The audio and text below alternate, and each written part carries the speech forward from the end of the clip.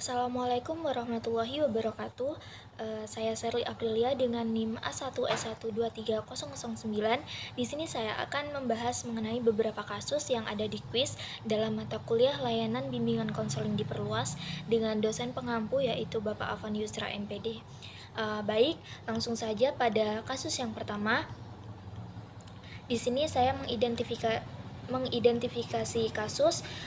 Dalam kasus ini ada seorang konselor bernama Pak Dani di Pusat Layanan Konseling Masyarakat Sehat Jiwa. Konselor ini menangani seorang klien bernama Reza yang mengungkapkan masalahnya tentang penyalahgunaan narkoba. Namun setelah sesi konseling ini, Pak Dani melaporkan masalah tersebut kepada Ketua RT dan keluarga Reza tanpa berdiskusi atau tanpa izin dari Reza tersebut. Nah, selain itu, Pak Dani juga membahas detail kasus Reza dalam pertemuan warga dengan alasan memberikan edukasi terkait penyalahgunaan atau bahaya narkoba. Lalu, tindakan Pak Dani ini menimbulkan beberapa permasalahan etis, terutama terkait dengan pelanggaran hak privasi dan kerahasiaan klien, serta kurangnya persetujuan dari klien dalam membagikan informasi pribadinya. Lalu, analisis pelanggaran kode etik ini saya ambil melalui Kode Etik Profesi Bimbingan dan Konseling Indonesia dalam APKIN pada bab 2 bagian B poin 1A dan B, yang dimana poin 1A ini berbunyi, konselor menyadari, menghargai, dan menempatkan informasi dari dan mengenai diri konseli, baik yang menyangkut kehidupan pribadi maupun kondisi aktualnya pada posisi yang sangat penting dan harus dirahasiakan sepenuhnya. Lalu yang poin 1B itu berbunyi, konselor berbagi informasi tentang diri dan kondisi konseli hanya seizin konseli, sesuai dengan asas kerahasiaan atau pertimbangan etika profesi dan atau hukum. Nah, berdasarkan kode etik tersebut sudah jelas bahwa Pak Dani ini sebagai konselor melanggar hak atau kode etik privasi dan kerahasiaan klien. Lalu ada rekomendasi dan solusi. Yang pertama itu memulihkan atau mengembalikan kepercayaan dan menangani dampak psikologis klien. Yang kedua, apabila ingin mengedukasi masyarakat tentang penyalahgunaan narkoba atau bahaya narkoba ini bisa dengan menggunakan data anonim atau tidak perlu sebut nama atau membagikan informasi pribadi klien jika itu diperlukan dalam proses edukasi masyarakat tersebut. Lalu yang ketiga itu ada meningkatkan kompetensi konselor, yang dimana Pak Dani ini perlu mengikuti pelatihan etika profesi secara berkala agar tidak mengulangi kesalahan yang sama. Baik, itu tadi yang mengenai kasus yang pertama. Lalu lanjut kasus yang kedua itu ada masalah utama dalam kasus ini adalah terjadinya hubungan ganda di mana Bu Sari sebagai konselor tidak hanya bertindak sebagai konselor, tetapi juga sebagai teman dekat yang bergantung pada Dina dalam aspek pribadi. Dina ini adalah teman Bu Sari. Lalu berdasarkan Kode Etik Profesi Bimbingan dan Konseling dalam APKIN pada bab 2 bagian C kegiatan profesional poin 1B yang ketiga dan ke-9, yang dimana terhadap poin 3 ini berbunyi, konselor tidak diperkenankan melakukan diskriminasi atas dasar suku, bangsa, ras, agama, atau status sosial dan gender terhadap konseli. Dalam kasus ini, Bu Sari memberikan perlakuan istimewa terhadap Dina seperti memprioritaskan jadwal konseling dan memberikan waktu lebih dalam proses konseling tersebut. Meskipun diskriminasi dalam kasus ini bukan berdasarkan suku, ras, agama, tetapi berdasarkan hubungan pribadi yang menyebabkan ketidakadilan bagi konseli lain.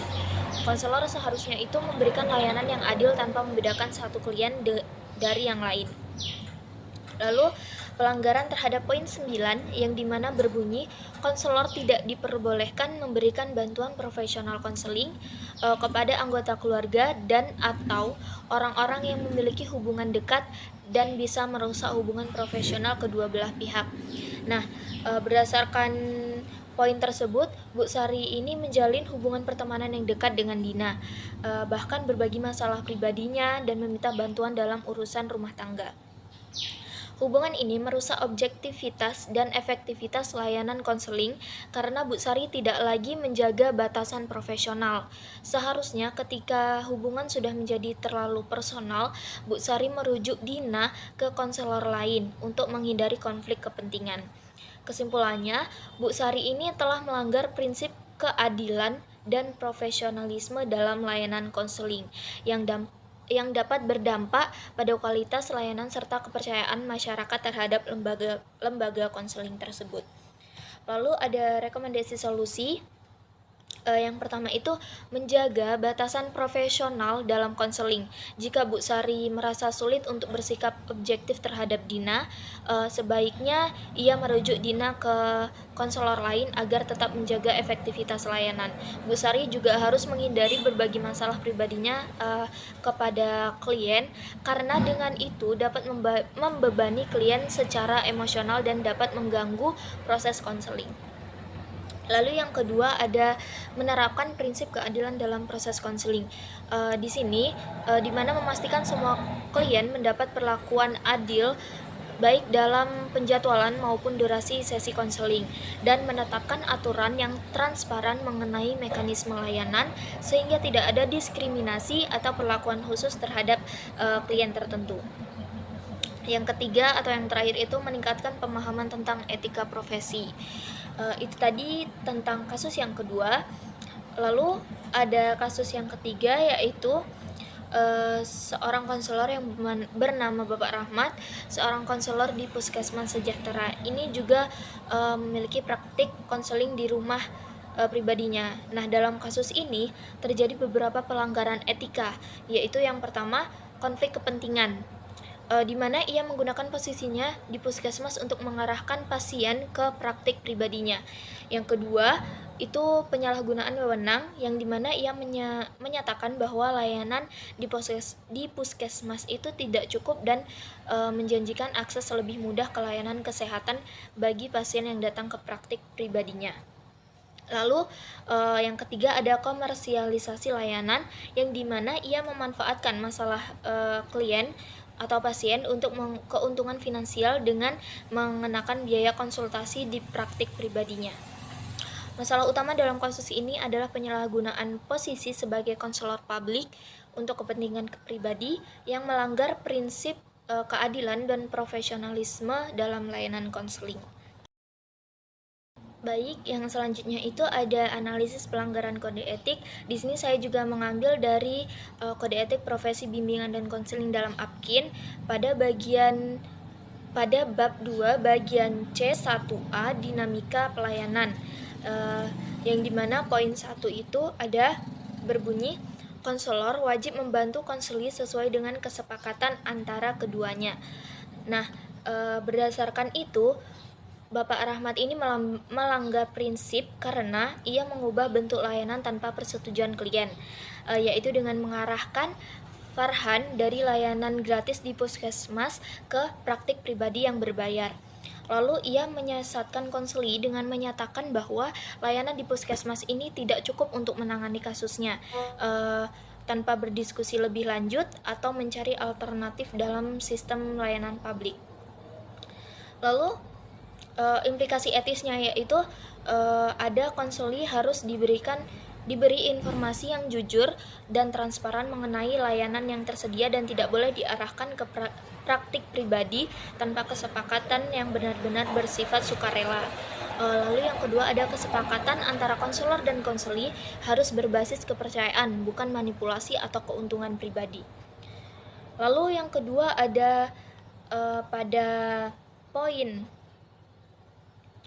1B hubungan konselor dengan konseli. Yang pertama itu konselor wajib menghormati harkat, martabat, integritas dan keyakinan konseli, di mana berdasarkan kode etik tersebut Bapak Rahmat ini melanggar prinsip karena tidak menghormati hak konseli untuk mendapatkan layanan yang adil dan transparan dengan mengarahkan Farhan itu ke praktik pribadinya tanpa memberikan pilihan lain. Yang kedua, ada memanfaatkan kondisi konseli yang rentan untuk kepentingan finansialnya, yang merendahkan harkat dan martabat konseli sebagai individu yang seharusnya bantu dengan tulus. Lalu ada mencederai integritas layanan konseling, karena layanan yang diberikan ini menjadi tidak murni untuk kepentingan konseli, melainkan untuk kepentingan pribadi konselor. Nah, implikasi etisnya yaitu konseli harus diperlakukan dengan penghormatan penuh dan tidak boleh dieksploitasi dalam situasi apapun. Konselor memiliki tanggung jawab moral dan profesional untuk memastikan bahwa layanan yang diberikan. Lalu ada pada poin kode etik poin keempat, itu konselor tidak diperkenankan memaksa untuk melaksanakan pelayanan terhadap seseorang tanpa izin dari pihak yang bersangkutan. Nah, berdasarkan kode etik tersebut, Bapak Rahmat ini secara halus memanipulasi konseli dengan menyatakan bahwa layanan di puskesmas itu tidak cukup dan menyarankan agar dia lalu ada menjadikan akses lebih mudah ke layanan kesehatan di puskesmas sebagai intensif, sehingga Farhan merasa terpaksa untuk mengikuti sana tersebut agar mendapatkan manfaat tambahan. Selanjutnya, tidak memberi pilihan yang netral, melainkan hanya mengarahkan ke praktik pribadinya yang membuat Farhan mungkin merasa tidak punya alternatif yang lain. Nah, implikasi etisnya itu ada yang pertama, layanan konseling harus cara sukarela, bukan dengan cara yang dapat membuat konseli merasa terpaksa atau dimanipulasi. Yang kedua, itu ada konseli harus memiliki kebebasan dalam memilih layanan tanpa ada tekanan atau pengaruh dari luar. Yang ketiga, ada konselor tidak boleh menggunakan posisinya untuk menciptakan ketergantungan yang tidak sehat pada dirinya atau praktik pribadinya. Lalu ada rekomendasi solusi, yang pertama itu menghentikan praktik konflik kepentingan. Yang kedua, menjaga profesionalisme dan batasan etika dalam layanan konseling. Yang ketiga, menghormati prinsip keadilan dan pemberian layanan tanpa diskriminasi ekonomi. Yang keempat, menghindari penyalahgunaan wewenang dan tidak menjanjikan layanan khusus bagi pasien yang datang ke praktik pribadinya. Selanjutnya, pada kasus yang keempat, itu ada Ibu Maya, seorang konselor di Pusat Konseling Sejahtera, menangani seorang klien bernama Anita yang mengalami trauma akibat bencana alam. Nah, masalah utama dalam kasus ini, yang pertama, Ibu Maya tidak memiliki kualifikasi atau pelatihan khusus dalam menangani kasus trauma kompleks pasca bencana. Tetapi beliau tetap menangani masalah tersebut. Lalu yang kedua, ada kondisi Anita memburuk. Anita ini adalah konseli dengan memunculkan gejala PTSD yang berat. Ibu Maya tidak merujuk klien ke psikolog klinis atau psikiater. Yang ketiga, Ibu Maya ini melebih-lebihkan kemampuannya, meyakinkan Anita bahwa ia bisa menangani kasus sendiri tanpa bantuan profesional lain. Nah, tindakan ini menunjukkan pelanggaran batas kompetensi profesional yang beresiko membahayakan kesejahteraan klien.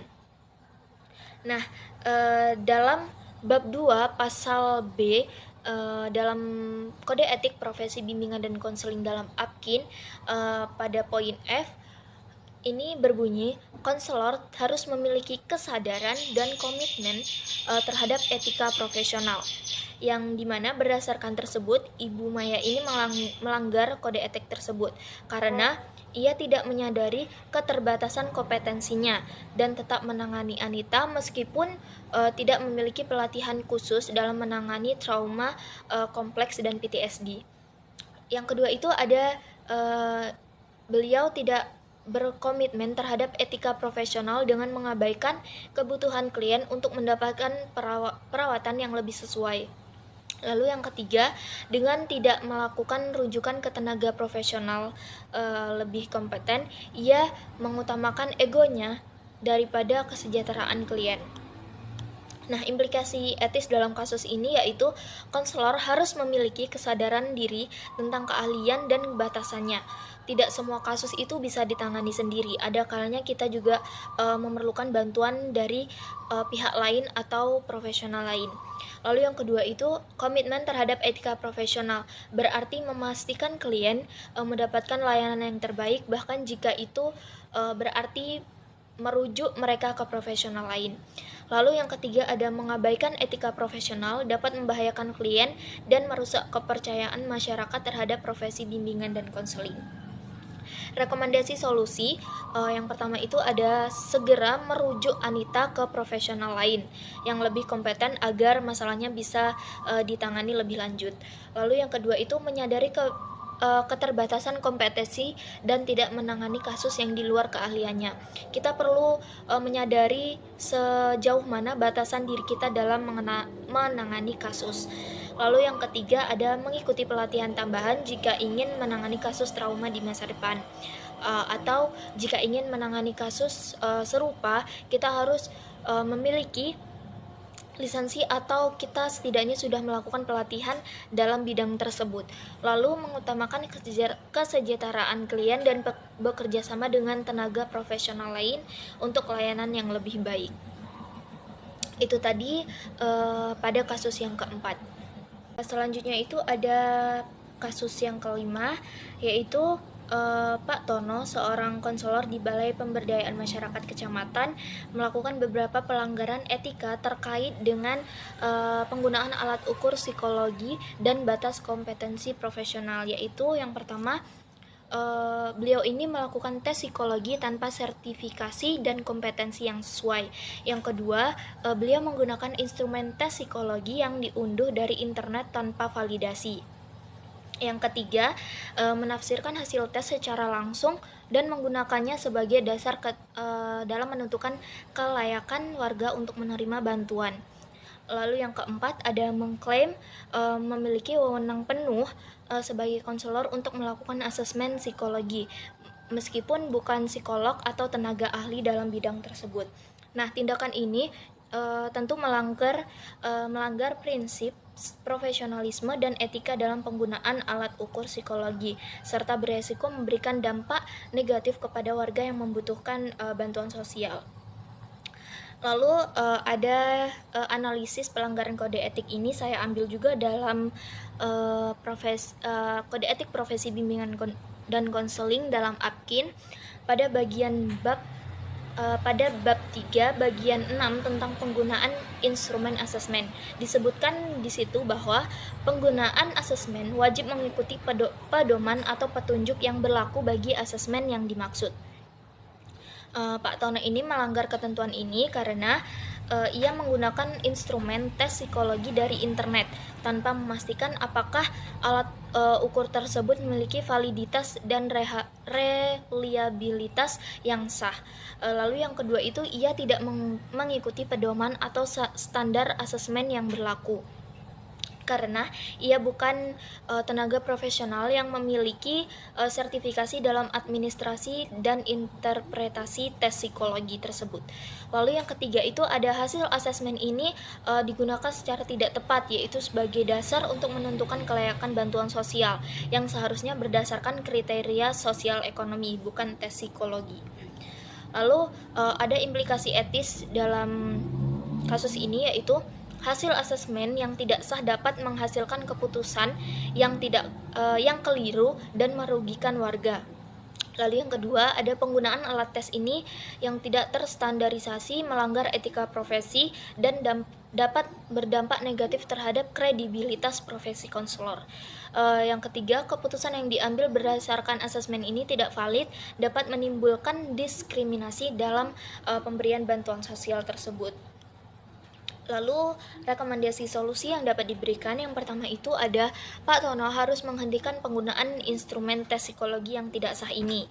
Lalu yang kedua, jika asesmen diperlukan, ia harus menggunakan metode yang sesuai dengan kompetensinya seperti wawancara, observasi, berbasis kriteria sosial dan ekonomi.